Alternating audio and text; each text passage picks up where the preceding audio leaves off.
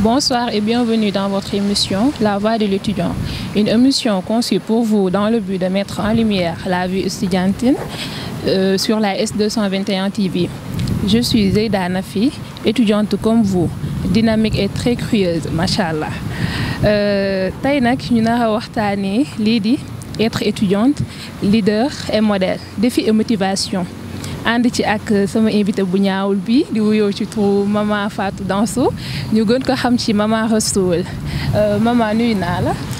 Fay naa la Zeyda maa ngi rafetlu ci invitation bi comme vous l'avez dit c'est Maman Fatou Danso.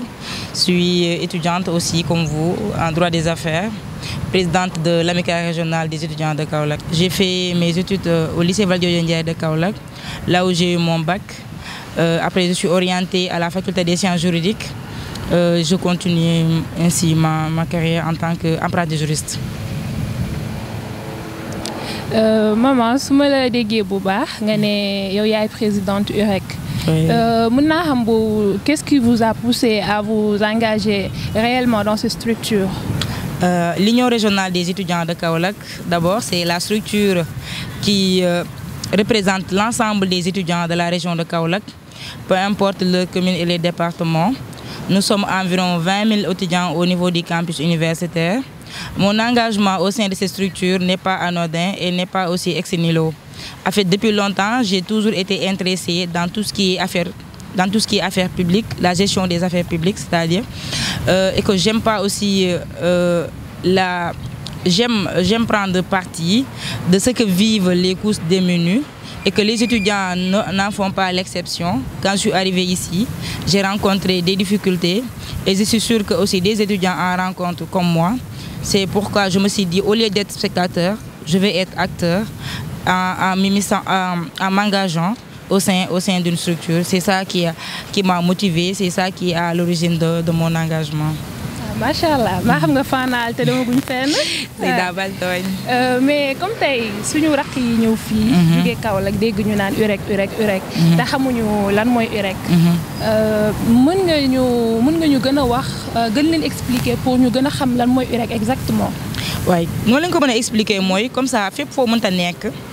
ba ñëwee Sénégal da ngay gis benn gouvernement bu ñu mettre en place muy un président un premier ministre président de l'Assemblée nationale tout ñoom ñooy gérer lépp lu Sénégalais yi soxla léegi boo ñëwee bi université Cheikh Anta Diop de Dakar n'importe quelle université d'ailleurs da ngay fekk foofu noonu ay structures yoo xamante ñoom ñooy représenter étudiants yi structures yooyu day am président day am vice-président day am secrétaire général léegi UREC nag c'est comme un de ces structures là c'est comme une de ces structures là je veux dire. Nous sommes représentants d'étudiants.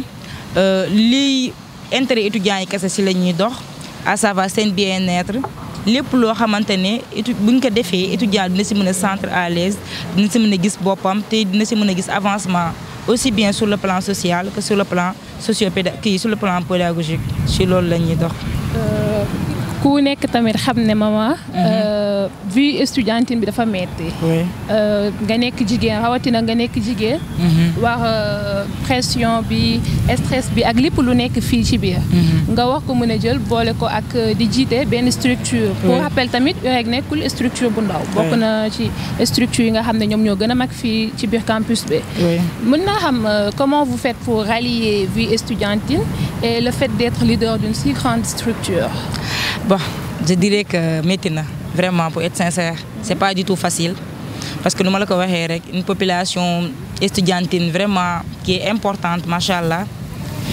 Nous devons gérer sa jang, gérer sa vie familiale.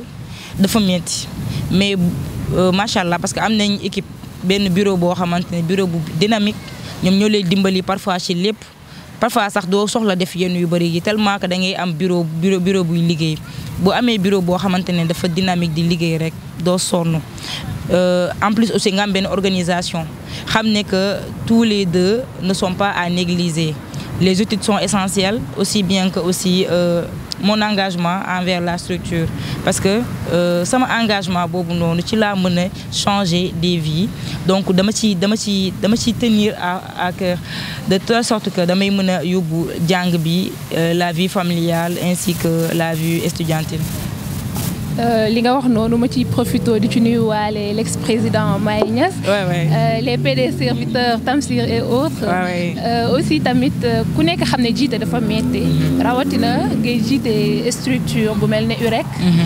teg ci tamit di jiite ay góor ndax ñun fii dañoo am suñu ay réalité parfois da ngay nekk ñu naan la man góor du ma man jigéen du ma jiite du moins ak yeneen ak yeneen ak yeneen. ma gis ne depuis boobu yaa ngi gérer ba fii.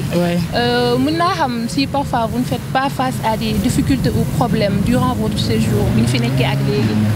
non loolu moom mënul ñàkk je pense que la vie sax ak difficulté moo ànd wax ma laak nga décider dugg ci benn structure di engagé wu forcément da ngay rencontrer des difficultés et on en rencontre beaucoup problème de leadership féminin dañ koy rencontrer mais alhamdulillah je pense que on est maintenant dans l'ère du changement da ngay gis nit ñoo xamante ni ils ont tendance à être décomplexés sur ce sujet-là amuñu problème du tout à ce que jigéen nekk fi lu góor nekk l'important c'est la compétence qui va faire valoir.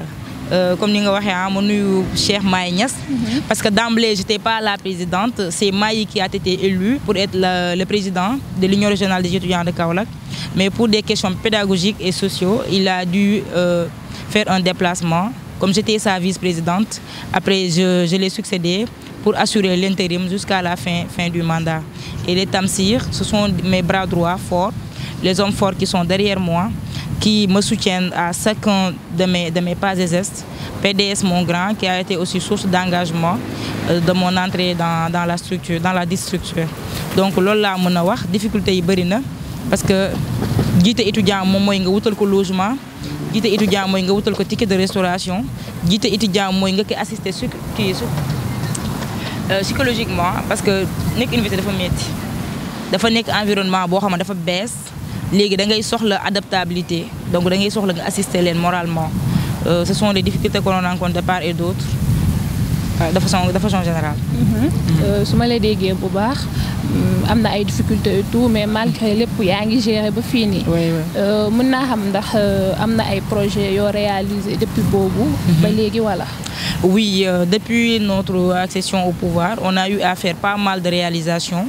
D'ailleurs, avec le président Cheikh Maye Niass, on a eu à mettre à la disposition des étudiants 2 appartements qui nous a été donnés par le président de l'AS Saloum, M. Fallou Kébé. Appartement boobu dimbali woon ñu bu baax parce que y avait un moment yoo xamante ne des étudiants Kaolack ont été expulsés ñu nekkoon période d'examen. Appartement boobu moom moo nekkoon ouf de soulagement si ñooñ permettre leen recueillir leen foofu noonu ba ñu mën a am d'autres logements boo xam ne dañu fa mën a nekkaale. Il y a aussi ces étudiants-là aussi ont été expulsés par la suite parce que dañoo amoon problème de renouvellement avec le bailleur. Après on a eu à nous décarcasser. Le directeur général du COUD, M. Ndéné Mbodj, nous a aidés pour qu'on ait des sites où l'on a hébergé ces étudiants-là expulsés au niveau de département. Aussi, nous avons remercié Boubar, son papa. On a eu à organiser un grand dogu qui regroupait l'ensemble des étudiants de la région de Kaolack, les 3 départements confondus, ainsi que les 41 communes. Et notre projet phare qui est le Kopar Express que l'on a lancé récemment, c'est une plateforme. On a recensé les étudiants kaolackois qui sont au nombre de 20 000. Nous avons dit que 20 000 étudiants, pourquoi pas ne pas faire une gestion participative. Gestion participative mooy étudiant bu nekk joxe participation ci loo xamante ne moom mooy comment je peux l'expliquer loolu mooy contribuer à l'amélioration de sa condition de vie. Chaque étudiant 1000 francs, c'est 20 millions. On a lancé la plateforme. Il y a une nette amélioration, nette participation, je veux dire, de part et d'autre. Xam nañ ko trop, bëgg nañ mu gën a yokk étudiants ñoo jàpp si. Parce qu'on a l'habitude de dire tout ce qui se fait pour toi, sans toi, se fera sans doute contre toi. Et nous, on n'a pas cette ambition-là. Nous voulons étudiants ici, prendre ses propres responsabilités, participer à leur propre, je sais pas comment le stop. Hein. Okay. J'oublie les mots, voilà, mon fils. su ma déggee bu baax. wax nga ku ne projet. wax financement. dégg naa tamit énuméré nga lu mel ne comme Kopar Express. su ma déggee bu baax benn plateforme la boo leen tijji pour étudiant bu nekk wax ci mën a def loxoom. kon nag may profité waale di wax étudiant bu nekk. Kopar Express ñun ñëpp ñun ñoo ko bokk. tey sama 500 bu ma ciy def keneen tamit 500 bu mu ciy def keneen ak keneen bu ñu paree ñun ñëpp ñoo koy jëriñoo. ndax tey suñuy raq dañuy ñëw.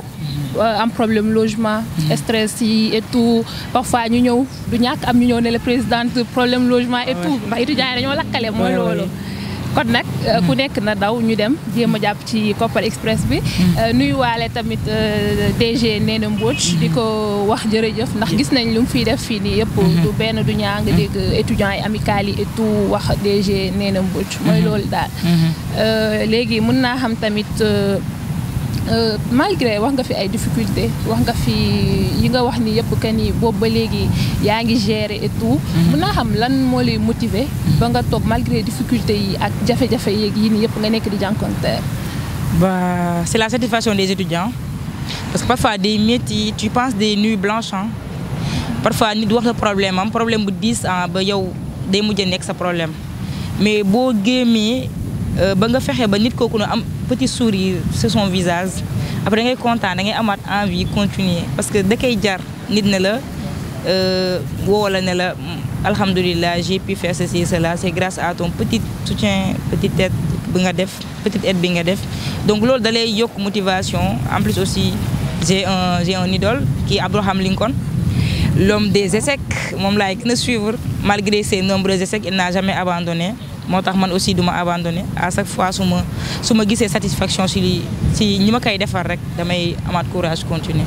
ah macha allah yàlla da yàlla woyofal yéen bi amiin ba yeneen projet topp ci ak yeneen ak yeneen. amiin amiin mama xam naa dañuy waaj ñëw tëj suñu émission balaa boobu mën naa xam quel message souhaites-tu lancer aux jeunes surtout aux étudiantes yi nga xam ne ñu ngi fii ci faculté bi et tout. Aux étudiants aux jeunes d'abord. Je voudrais vous dire que n'attendez rien de personne bu leen xaar dara ci kenn lépp loo xamante ni mën ngeen ko jug leen takku nekk ci ba yàlla fekk leen ci parce que la seule déception pour moi c'est d'attendre des autres mais boo jugee defal sa bopp rek doo am après benn déception.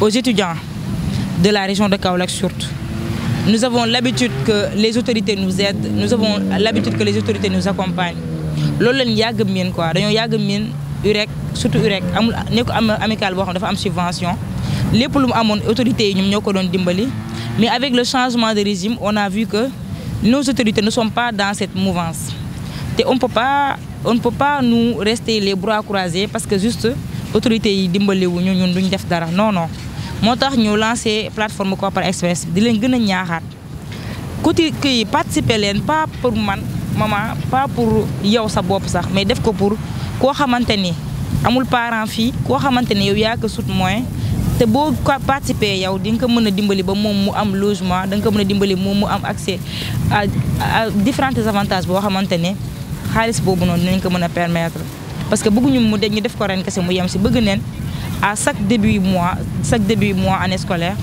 ñu participer ko mu nekk benn fonds boo xam moom la ñuy dérouler durant toute l'année ñu am suñu propre budget di ko doxalee si loolu laa leen di woo di leen wax ne que dara yombut te dara du mës a yomb mais dara boo ci nekkee dañ ciy nekk rek gëm ko te nga bañ a gestu parce que dox di gestu moom da ngay gaaw a daanu. waaw macha allah kon nag l'émission tire à sa fin di la wax maman kontaanoon naa ci dalal la fii.